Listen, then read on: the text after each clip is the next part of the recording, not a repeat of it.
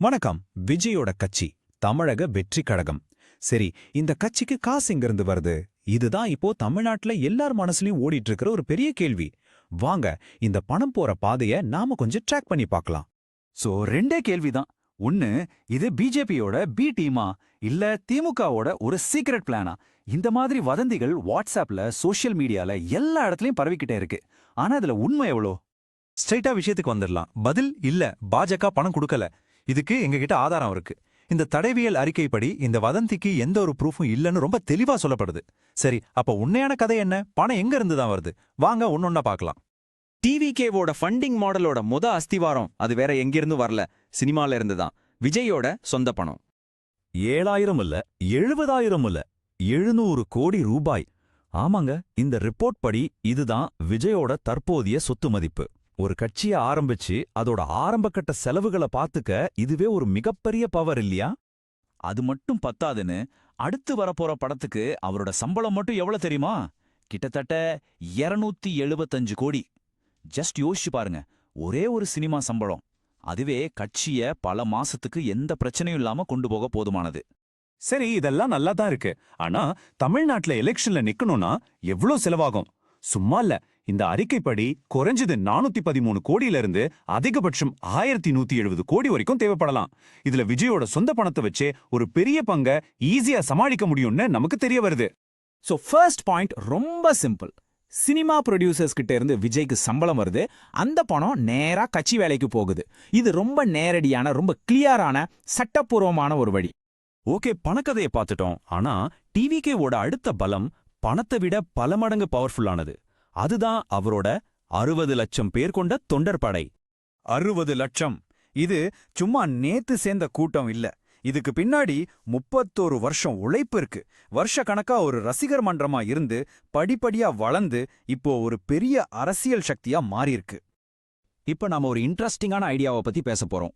இன் kind economy. பேரு தான் கொஞ்சம் டெக்னிக்கலா இருக்கு, ஆனா விஷயம் சிம்பிள். அதாவது காசு கொடுத்து ஆள் வைக்கிறதுக்கு பதிலா தொண்டர்களே அவங்க உழைப்ப கொடுக்கறது, அவங்களே சொந்த காசுல வர்றது, அவங்களே வேலை பார்க்கறது, இதெல்லாம் கட்சிக்கு எவ்வளவு கோடியை மிச்சப்படுத்தும்னு நினைக்கிறீங்க? இங்க பாருங்க, இந்த கணக்கு உங்களா ஆச்சரியப்படும். தமிழ்நாட்டுல கிட்டத்தட்ட 69,000 போலிங் பூத் இருக்கு. மத்த கட்சிகள் இதுக்கு ஆள் போடணும்னா சுமார் 140 கோடி ரூபாய் செலவு பண்ணணும். ஆனா டிவிகேக்கு அவங்க தொண்டர்களே அந்த வேலையை பார்த்துப்பாங்க. செலவு 0. இதுதான் அந்த 60 லட்சம் பேரோட உண்மையான பவர். சரி, விஜயோட பணம், தொண்டர்களோட பலம், இதெல்லாம் ஒரு பக்கம். ஆனா இந்த கதையில ஒரு பெரிய ட்விஸ்ட் இருக்கு. ஒரு புதிர். அதோட பேரு சாண்டியாகோ மார்டின் புதிர். இந்த கனெக்ஷனை கொஞ்சம் கவனமா பாருங்க. ஒரு பக்கம் லாட்டரி கிங் சாண்டியாகோ மார்டின், அவரோட மருமகன் ஆதவ் அர்ஜுனா. இப்போ இந்த ஆதவ் அர்ஜுனா தான் டிவிகேவோட பொதுச் செயலாளர். இப்போ புரியுதா அந்த கனெக்ஷன் எப்படி வருதுன்னு? ஏன் இது ஒரு பெரிய விஷயமா மாறுச்சுன்னா, மார்டினோட சொந்த மகனே ஒரு குண்ட தூக்கி போட்டாரு. என் அப்பாவோட பணத்தை ஆதவ் அர்ஜுன் டிவிகே அரசியலுக்காக மிஸ்யூஸ் பண்றாருன்னு அவர் சொன்னதுதான் இந்த கதையே மொத்தமா மாத்திடுச்சு. ஆனா வெயிட், இங்கதான் கதையில இன்னொரு ட்விஸ்ட். மார்டினோட கம்பெனி தேர்தல் பத்திரம் மூலமா யாருக்கு அதிகமா ஃபண்ட் பண்ணிருக்குன்னு பார்த்தா நீங்களே பாருங்க.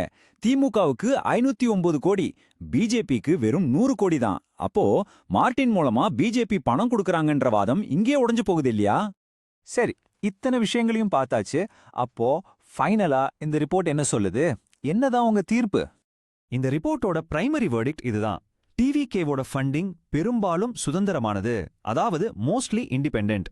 அவங்க எந்த ஒரு பெரிய கட்சிக்கு கீழேயும் இல்லாம அணியா இயங்குறதுக்கான வாய்ப்பு தான் அதிகம்னு இந்த ரிப்போர்ட் சொல்லுது. இதை இன்னும் சிம்பிளா நம்பர்ஸ்ல பார்க்கலாம்.